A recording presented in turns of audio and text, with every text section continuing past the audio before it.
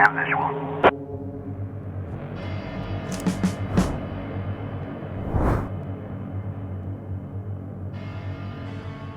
This is the Police 2 is a game about running the sheriff's department in a small American town. The game is a story-driven experience with choices and decisions mixed in with kind of turn-based tactical combat. But is it any good? My name's Mike Williams and this is Jake Kulkowski. Yeah. Hiya, Mike. Yes, he says, rather than hello. This is all correct. So I've been role-playing a cop for too long now, mate. Yeah, I'm just looking at the evidence. Affirmative. I can confirm. So this is the Police 2 released this week on PC, and it's coming later this year to PlayStation 4, Xbox One, and Nintendo Switch. It's developed by WeAppy Studio and published by THQ Nordic. Costs about 14 quid on Steam, but there is a bit of a launch window discount running at the moment for the next few days. So let's talk about the way this game actually plays out and what it actually is. For me, it feels kind of along the lines of, if you've played these games, you'll know exactly what I mean. Pyre, the Banner Saga, and a little bit of XCOM. How would you describe the game? Cop management sim. You've got your squad, and then you send your squad out on missions, and then there's all these various stats and variables that affect it. But then, you've got this underlying story, and as well as that, you've got these XCOM-y bits. So there's like two different main styles of gameplay, and one of them is that, and the other one is management. So you've got two types of gameplay at work now, whereas the first one, I think, was just the card screen where you've got your cards of cops and you're sending them out, dispatching them basically. Yeah, they've added kind of another layer to it almost. It sounds like they have added an awful lot to it actually. The game is story heavy, I would say. It is very top heavy, front loaded with the story. That's certainly what it hits you with very early on. It does give you a taste of that XCOM battle system very early. That's it, away. Pretty much the first thing that you do is it shows off the new feature by, I think you're playing a bunch of cops who have tried to pin down the Necktie Gang, who are a gang that are running stuff in this small little town, and you do a raid on the house, and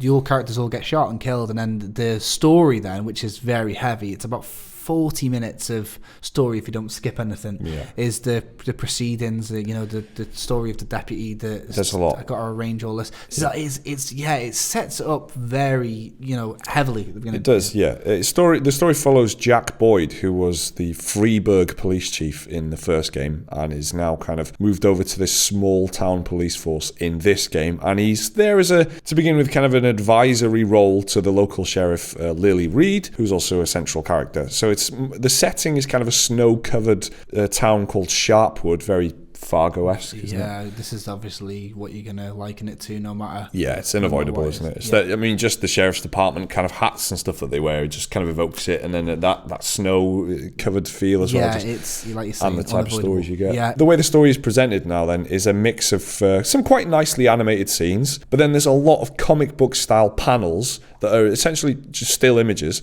with some minor movement effects on it, like particles moving around, which is quite difficult to place what exactly it's meant to be. So that's what a lot of the story is, and it takes place, dialogue takes place over that. The way that happens is kind of a bit hit and miss for me, and I think it's a bit, the pacing is the main problem. There's just kind of sprawling segments of still images with slowly delivered dialogue. It feels a bit like a radio play, actually, so if you do like your radio plays, you'd be right at home, I mean, we don't normally do this in one of our little voiceover videos, but why don't we just roll a little clip? Look.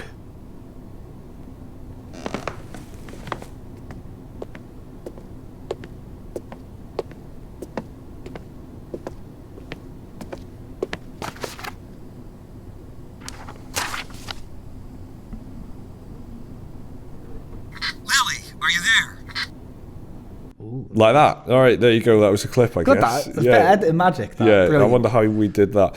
So that will give you a taste of kind of what it's like. When we played it pre-launch, it felt very slow. We revisited again after there was a big 800 meg patch. So this is actually something, minor point to touch on really, is that we've been playing this before the game came out, and the game isn't actually supposed to have come out until Thursday, the 2nd of August. That's right. But for some reason, they put it out 2 days early. It's a little surprise. They said it was something to do with the cosmic karma of the first game having a delayed release. Being late, yeah. Yeah, so I guess that big patch that we installed was the official release. So the version that we revisited is the version that you, the listener, will be playing if you play this game. But the version that we played before, it was a little rough around the edges and it was noticeable. So yeah, I don't know if it's psychological, but the biggest thing that I wasn't happy with kind of what we were seeing to begin with was that there's just a long, badly paced kind of dialogue. The voice acting is actually good, I think. They did the actors have done a great job. Yeah. But then the literal gap between the lines of dialogue just feels awkwardly, like they never overlap and they never interject or anything. It just in some of these scenes, and it just feels like, there's almost a full second between each line of dialogue. But then that seems to have been reduced. I don't know if it's psychological or something, but there's a lot of story and it does kind of drag on a little bit. But then there are these segments as well. One character kind of hands over a key to another character, and there is full on about 20 seconds of just footsteps as the character walks over, gets the key and opens a box with it, and then that's just 2 still images that you're looking at for 20 seconds. So the pacing of that is very slow. You might be into that, but I just thought it was a bit like you're saying about Rage Replay, it feels like the whole game had been thought of and even maybe recorded as audio, and then afterwards they've sent that to the artist who's has to make an interpretation of the game, which is essentially an audio based story. It's that mixed with the fact that the story is purposefully drawn out when it comes to the dialogue and stuff like that. It's like a very Quentin Tarantino style thing. It's catching my mind back to like Pulp Fiction about Jules in the car talking about cheeseburgers for ages, the Royale with cheese conversation. There's conversations like that about like DVD players, and there's conversations. They're not going anywhere in particular. No, well, what happens is they are going somewhere, but it's quite obvious. There's a part where there's a guy who called Bogdan. He's got a very dodgy accent, and he's this is may one or of the may very not early be scenes, part of the mafia, right? And he starts saying he wants to come into Jack's house to sell toilets. Now it's a bit of that humour there that he's a toilet salesman in the middle of the night calling, but because the conversation and the pacing's quite slow, your mind's going ahead of the story. So I'm like, right, okay, so what's he up to? And then I end up going, all right, he must be part of the mafia, or he must be because he's vaguely threatening. And what's happened at that point then is that I've already figured out the conversation because it's given me loads of time to dwell on that, and then I'm just now waiting for the story to catch up to where I am. And that's not about using any initiative or being intelligent. It's about the game is purposely planted all these clues here, and it takes so long to get to this point. You're already there at the point. So it feels like it drags a lot. Again, it works for Tarantino. People like his films. So does it work for this? That's for you to decide, really. So in terms of the gameplay, the core of it is managing a team of officers. So you're looking at a map of the town. It's really quite nice, actually. It's like a nice isometric diorama view. Yes. And then the clock is ticking throughout the day, and then crimes pop up with like random events and different things that need police attention that you have to assign officers to sort them out. And then when you send officers there, there's kind of a choose your own adventure decision to be made. Do you taser the suspect? Do you cut them off in the head of an alleyway, or do you shout at them to stop running or whatever? Yeah. And then often there's more than one. Like if you do one thing, there's normally about 3 choices, and then when you do that, there's another 3 choices within that 3 choices. So. Yes. So it's quite a mix of like management and choose your own adventure type stuff. And then that's a lot of where the XCOM bit actually comes in for me. People are comparing the XCOM battle system to this, but I think the XCOM likeness is more about managing your officers, and you've given them different tools. You've given them, some have got tasers and some have got batons and whatever, and each one is good at different things, and they've got their kind of levels and experience. Each of the officers have a star rating, so there's, for example, a crime needs 500 stars worth of cop experience to be dealt with, so that might entail sending out 3 police officers. So 3 rookies or 1 vet, whatever. So you just have to add it, because each one has got like any number of stars assigned to their name, and then you have to make sure that totals up to as much as the crime needs to be tackled properly. So that's one way of forcing you to pick different interesting combinations of the team and stuff. That really is the meat of the game, isn't it? Yeah, really. When you mentioned them forcing you to pick different combinations, this is a system that's pretty interesting. I guess that some of the cops don't want to work with each other. Yes. Yeah. So they'll say. So there's like I don't know. Let's say there's an armed assault somewhere, and you need 500 reputation points, let's call it. And I've got somebody with 420 and somebody with 80. That's great. That makes 500. Brilliant. I put them together, and the more experienced cop says, "I don't want to babysit this rookie." Oh, Yeah. right. Damn. So, unfortunately, for me, there's no mention anywhere of that other than finding out last minute. After you've assigned Yeah, it. and then you kind of got to remember that then. Yeah. Because it doesn't say, remember, Officer Mustard hates Officer, anyone who's a female, actually. He's just a there's a sexist lot cop. of that sort of stuff. Little things like that. There's a lot of stress that gets added onto this. Your cops might not turn up to work one day. Yeah. It's not a game that's designed to be easy. It's a game that's designed to be challenging and overcoming tasks. That's what managers do in any management game, really. Exactly. But very much like the Banner Saga or XCOM, that it says there's problems just emerge all the time, and then you've got to stay on top of it. And this is where the strength of the game is for me, the ups and downs of kind of managing a team of people through a lot of dramatic moments and having to send the right people out to different stuff. That's where the strength of the game lies. In terms of the stuff they've added, I mean, we've got the tactical battles, which maybe we should talk about that a little bit. Okay. This is the biggest new feature over the first game. So you send your squad of officers in like a SWAT kind of shootout with the criminals, and this is for the more serious, like armed robberies and things like that. Yeah. And it's quite fun, isn't it? It's quite harrowing. I mean, it is actually. I lost a lot of my officers. Yeah. So these happen few and far between, from what I gathered. These are the events where you can lose 3 or 4 of your 12-man team. So your cops have got these stats like intelligence and all that, but they've also got perks which are used specifically in these situations. Yeah. So there's a lot of things like that where you'll have officers that can jimmy doors open or smash windows or sneak around. There's things like that you've got to kind of pay attention to. The in-battle perks.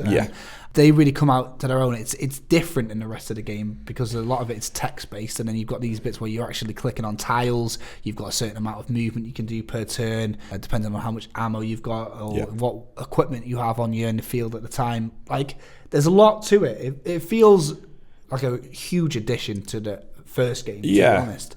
But it's not as frequent as you might imagine. You might imagine that this happens, once, you have half the day doing management, half the day doing these battles. These battles are a bit more like special events. They're like the equivalent of like a boss battle. Do you know what I mean? Yeah, and thematically, it's got to be as well, because there's not always huge shootouts in these small towns. So it's got to be like but it works. That's true. They're not as central to the gameplay as you might think. I guess is the best way of putting it. You see a lot of reviews and stuff like this. I've seen a couple of videos online earlier, and there's a lot of footage of them. Yeah. So you might think that it's a big part of the game, and they're big events when they happen, but they're less frequent than you might suspect. They're quite cool, but even that kind of gameplay does still feel like making decisions and stuff. The pace of it isn't quite the same type of thing as XCOM or something. No, it's very tactical. Yeah, it is. But then you've got so many options for non-lethal takedowns and stuff like that that it feels a little bit less about like combat and a little bit more leaning on the decision making. Should I send that officer over there? Should I try and talk this guy down or just shoot him in the so you've got to make these decisions in there as well, which is again a kind of cool little strength, I think, of the game. The other big gameplay bit, I guess, is the investigations. So you as an officer, you have to investigate stuff. They get you send officers out and they get you evidence. And then when you've got that evidence, you can do some detective work yourself by reading statements from witnesses and then piecing together the clues. How does that kind of work? So, like, you've got your officer who goes out into the field, and depending on their intelligence, they can either gather evidence by asking people questions or not, really. And the investigations don't just last a day. Like, the other events last within in-game days, but these can go on for quite a while because, like, a real detective work, it's a case that's open. So when you're playing as the investigator, you have like an imaginary whiteboard with all the little pins and I guess the point of this is to read the clues and try and chronicle what happened, the order it happened, who did it. Normally the investigations have got multiple suspects, and depending on the accounts that you read, like it could be like the son of the homeowner or like the wife of the homeowner or the neighbour, they might think that they saw a plumber or a man in a wrestling mask or a young boy. So then you've got to try and figure out, first of all, which one of them has got the most plausible story, and then you have to put the events in a sequence. So I'll give you an example. There's a robbery of a VCR, and you've got to try and figure out who did it, why, when, what. So like we know that there was a VCR at the beginning, and then we know by the end of it there wasn't a VCR, and then the other like 5 events are up to you to decide. But when you've done that, then you can like basically arrest them, whether or not they did it I don't know if that comes into play, actually. I had a murder that I solved, and I didn't actually find out if I arrested the wrong woman. So I'm not sure if that comes into play a little bit later on. But bear in mind that I did do that, and it was about an hour and a half afterwards. I'm still playing it, and there was no mention if I arrested the right person or not. But basically, connecting the evidence up. It's another big factor of the game, and it's just the way that the game's broken up into these different menus and stuff, essentially, that you're looking at, and different ways that you're making decisions. So that's it, really. I mean, a few other notes that I'd like to mention, that the art style is nice. I quite like the audio design, like we were saying earlier about the radio play, but the way that they've just, when you're looking at menus, you just hear lockers closing in the background, zip bags being opened, and when you're in the offices, managing your office, like it's a changing room or whatever for the officers. So they put a lot of those kind of ambient sound effects in there, which is cool. It does the nice thing as well for me, where when you're playing it with someone else, it makes you sound like a police chief, like Overcooked makes you sound like a chef. This makes you say things like, damn it, Rosencrantz hasn't shown up for work today, and I just don't have the officers to handle it, and stuff like, it makes you say stuff like that sound, and I quite like that. I quite like that it makes you involuntarily kind of role play almost the thing. You got any final thoughts on this? It's not really a thought, but it's just maybe something for people to consider. This game is pretty tough. I've played a lot of management games where you're managing a farm or a graveyard, for example, and they're normally quite jovial and entertaining. There's a lot of like comedy elements in this game, but it is quite difficult. I'm not the only person to think that. So it's very they patched it, didn't they? That was the big day one. Day one patch is to ease people in. So the first week of the gameplay is a lot easier. It's still one of those games where you will be on the back foot the whole time, and they're going to be throwing things at you. So if you like overcoming challenges and scraping by, think of like This War of Mine. You're never comfortable in that game. It's one of those games. But then again, I suppose anybody who's a detective or a deputy sheriff or maybe an actual sheriff will be in that. You're not going to be a comfortable police officer. Crime isn't easy, is it? There we go. That's what wiser words could we possibly leave it on than that? This is The Police 2. It's out now on PC, and it's coming later this year to PlayStation, Xbox, and Nintendo Switch. It's about 14 quid on Steam, like I said earlier, and it's kind of a sequel to this game that's been out. This is The Police, and it just adds a lot of features and develops, so there's going to be returning fans, but it might appeal to newcomers as well. Let us know what you think of this down in the comments below. Remember to like and subscribe if you enjoyed the video. Should be another one on your screens right now if you want to watch that, and a link to Patreon if you want to support the channel. My name is Mike Williams, and this is Jake Kulkowski. We will see you next time. Bye bye.